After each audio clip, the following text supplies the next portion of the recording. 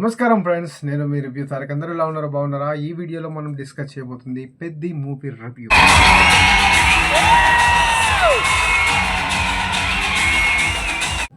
So first of all ఈ సినిమాలోని plus points మనం మాట్లాడుకుందాం. ప్లస్ పాయింట్స్ మాట్లాడుకున్న తర్వాత ఖచ్చితంగా మైనస్ పాయింట్స్ మాట్లాడుతాం.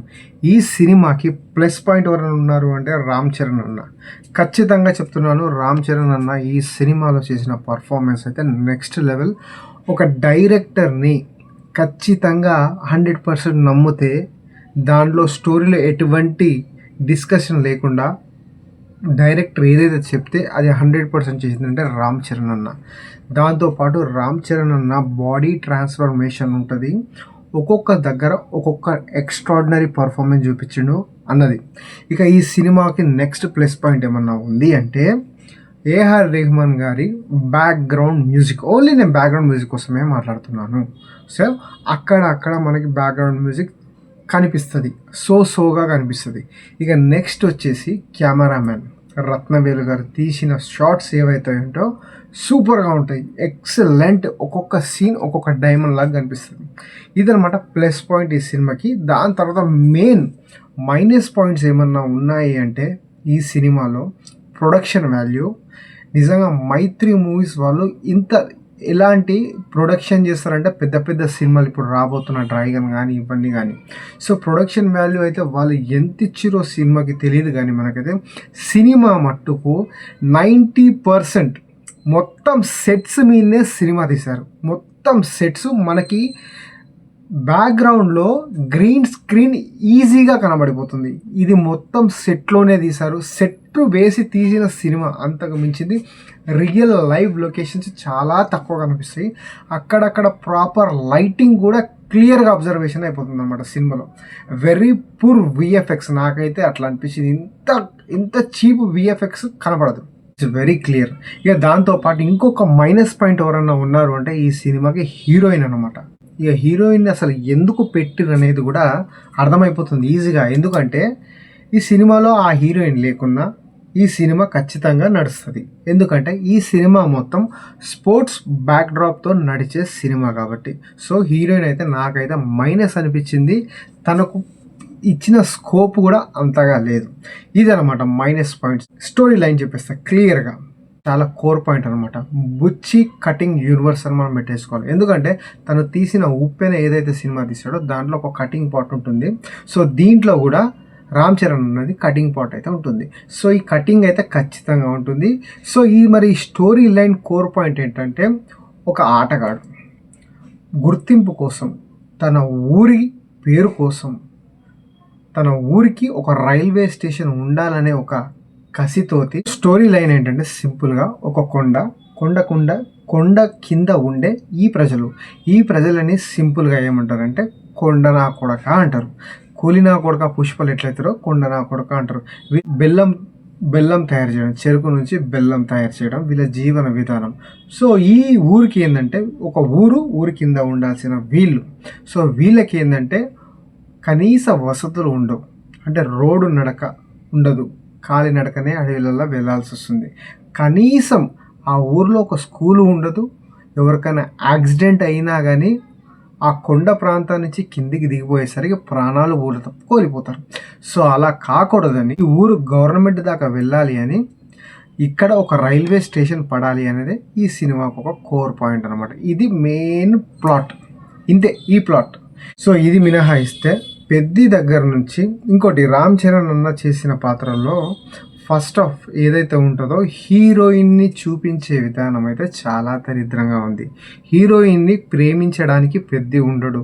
హీరోయిన్ని చూస్తే హీరోయిన్ని అనుభవించాలనే ఒక కోరికతోటే ఉంటాడు హీరో అనమాట. సో తన్ని చూస్తే అనుభవించాలనే ఉంటుంది. సో అలాంటి రసికతో ఉంటాడు అనమాట. సో దానికి తోడు హీరో ఏదైతే ఉమెన్ని ఆబ్జిఫై చేసి మాట్లాడుతున్నట్టు ఉంటుంది. తను చూసే విధానం కానీ, హీరోయిన్ని మనం చూపించే విధానం కానీ చాలా డిఫరెంట్గా మాట్లాడతాడు. సో నేను ఇది ఎందుకు మాట్లాడుతున్నానంటే, బుచ్చిబాబు ఏమన్నాడంటే, పెద్దిని ఇన్స్పిరేషన్గా తీసుకొని యూత్ చాలా పనులు చేయొచ్చు అన్నాడు. కానీ ఇది ఫస్ట్ హాఫ్ ఏదైతే ఉంటుందో దాంట్లో పెద్దికి సంబంధించిన సీన్స్ చూస్తే అది జస్టిఫికేషన్ కాదు. దానికి తోడు ఈ సినిమాలో సాంగ్స్ ఏవైతే ఉన్నాయో, ఫస్ట్ సాంగ్ రై రై రారా సాంగ్ తప్ప అది ఒక్కటి మట్టుకు సిచ్యువేషన్కి డిమాండ్ చేసిన సాంగ్ అలా అనిపిస్తుంది. నెక్స్ట్ ఏదైతే పాపులారిటీ పొందిన సాంగ్ ఏదైతే ఉందో చికిరి చికిరి అనే సాంగ్, ఆ సాంగ్ రావడానికి ముందు ప్లే అవుతున్న సీన్కి సంబంధమే ఉండదు. ఏదో ఎక్కడో ఇరికిచ్చినట్టు ఉంటుంది సాంగ్ అనమాట. ఇక దాని తర్వాత ఫస్ట్ హాఫ్ ఎలా ఉంది ఈ సినిమా అంటే, ఫస్ట్ హాఫ్లో మీరు ఖచ్చితంగా 40 మినిట్స్ దాకా బోరింగ్గా ఫీల్ అవుతారు ఈ సినిమా చూసి ఖచ్చితంగా. ఎందుకంటే వావ్ మూమెంట్లు అనేది ఉండదు. ఇంటర్వెల్కి 20 మినిట్స్ ఉంటుంది. సినిమా అయితే నెక్స్ట్ లెవెల్ ఇట్లా ఎక్కడైతే డ్రాప్ అవుతుందో అక్కడి నుంచి నెక్స్ట్ లెవెల్కి తీసుకెళ్తాడు రామ్ చరణ్ అన్న. పర్ఫార్మెన్స్ అయితే అక్కడ ఎవ్వడు ఊహించని విధంగా ఉంటుంది అనమాట.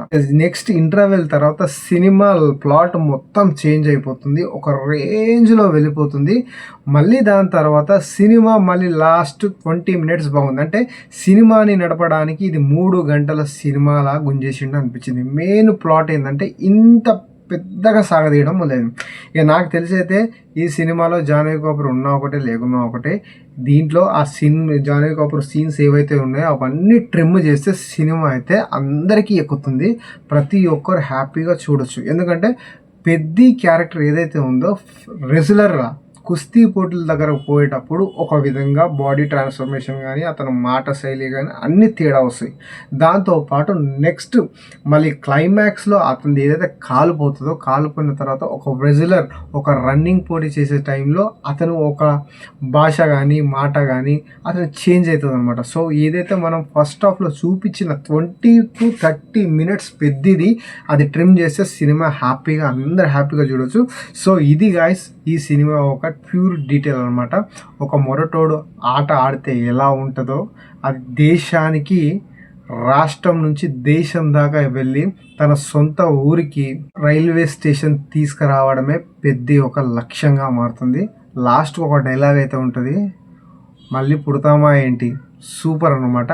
అదైతే చాలా హ్యాపీగా అనిపించింది. ఇక నెక్స్ట్ వచ్చేసి ఇంకోటి ఏంటంటే జగపతి బాబు గారి ట్రాన్స్ఫర్మేషన్. నిజంగా చెప్తున్నా, జగపతి బాబు గారిని ఎన్నో సినిమాలు చూసాం కానీ ఈ సినిమాలో ఫ్రేమింగ్లో మరి అది మేకపా లేకపోతే విఎఫ్ఎక్స్తో తలా చేసేది అది తెలియదు, కానీ జగపతి బాబు గారిని అయితే మీరు గుర్తు కూడా పట్టలేరు. జగపతి బాబు గారు ఇలా ఉన్నారేంటి అని అనిపిస్తుంది. సో జగపతి బాబు గారి పాత్ర కూడా చాలా బాగుంటుంది. ఆయన వల్లనే ఈ స్టోరీ ప్లాట్ మొత్తం చేంజ్ అవుతుంది. ఇక దీంట్లో వావ్ మూమెంట్స్ ఏమన్నా ఉన్నాయంటే, జగపతి బాబు గారు చచ్చిపోయిన తర్వాత రైల్వే ట్రాక్స్ ఏవైతే ఉంటో ఆ రైల్వే ట్రాక్స్ని మొత్తం ఊరు మొత్తం కలిపి ఆ రైల్వే ట్రాక్స్ని డిమాలిష్ చేసే సీన్ ఉంటుంది చూడు భయ్యా. సీట్లల్లో ఎవ్వడు కూర్చోడు, అంత నెక్స్ట్ లెవెల్ అనిపిస్తుంది. అక్కడ బీజిఎం పడుతుంది, ఆ బీజిఎంకి రామ్ చరణ్ అన్న పర్ఫార్మెన్స్ మా పీక్స్ అనిపిస్తుంది అట. అదొక్కటి వావ్ మూమెంట్. దాని తర్వాత కుస్తీ పోటీలో హనుమాన్ని దీన్ని రెండు కలిపి ట్రాన్స్ఫర్మేషన్ చేసేసాను. అక్కడ వావ్ మూమెంట్ ఖచ్చితంగా కాలర్ ఎగ్గేసుకొని విజిల్ లేస్తారు. ఇది అనమాట వావ్ మూమెంట్స్. ఇంకా లాస్ట్లో వచ్చే క్లైమాక్స్ వావ్ మూమెంట్లు కూడా చాలా బాగుంటుంది. ఇక టోటల్ ఏంటంటే ఈ సినిమా ఖచ్చితంగా ప్రేక్షకులకు నచ్చుతుందా నచ్చట్లేదంటే మిక్స్డ్ టాక్ అయితే ఖచ్చితంగా ఈ సినిమాకి అయితే వచ్చింది. దాంతోపాటు ఈ cinema just one man show. Ram Charan అన్న షోల్డర్ మీద మోసుకొని వెళ్ళినట్టే ఉంటుంది సినిమా అంతా. ఫ్రేమ్ టు ఫ్రేమ్ కనిపిస్తూనే ఉంటారు.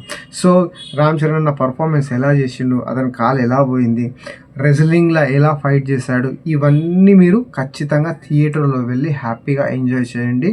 మీకు ఖచ్చితంగా 50% అన్న సినిమా నచ్చుతుంది. ఇది ఒకవేళ మీకు నా ఎక్స్ప్లెనేషన్ కనుక నచ్చినట్టయితే please to subscribe my channel. నేను మీరు జై హింద్.